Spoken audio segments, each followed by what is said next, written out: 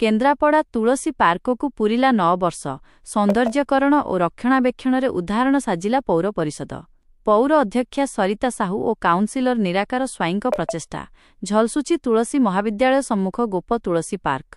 पिलांक पई दोळीरु आरंभ करी बड़ंक पई ओपन जिम केन्द्रापड़ावासींक प्रथम पसंद पालटिछि एही पार्क।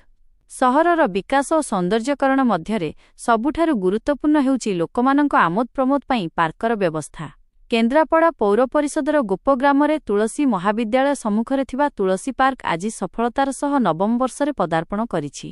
दीर्घ 9 वर्ष धरी एही पार्क केवल जे निजर अस्तित्व बजाय रखिछि ताहा नुहे, बरं स्थानीय प्रतिनिधिंक प्रचेष्टारे एहार चमक आहुरी द्विगुणित होइछि। हेले आज भी नुआ भଳି झलसुछि केन्द्रापड़ा पौर परिषदर एही प्रेक्षणीय तुलसी पार्क। गोप ग्रामस्थित तुलसी महाविद्यालय सम्मुखरे थिबा एही पार्कटी एबे स्थानीय अंचलर एक प्रमुख आकर्षण पालटिछि। पौर परिषद अध्यक्षा श्रीमती सरिता साहू एवं पौर परिषदर सभ्य तथा काउंसिलर श्रीजुक्त निराकार स्वाईंक प्रत्यक्ष तत्वावधान और दिगदर्शन जोगु आज पार्कर रक्षणाबेक्षण अत्यंत उच्चकोटीर होई पारिछि। फुआरा पार्कर सौंदर्यकु आहुरी बढ़ाई देउछि।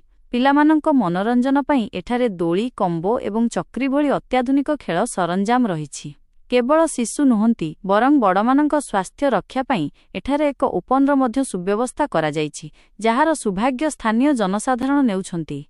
लोकंक सुविधा को दृष्टि रे रखी एही पार्क प्रतिदिन अपराह्न बटारु राति 8टा पर्यंत खोला रहुछि। फलरे संध्या समय पिलाठारु आरंभ करी वृद्ध पर्यंत समस्ते एठारे किछि समय अतिबाहित करी मनकु हालुका करुछंती।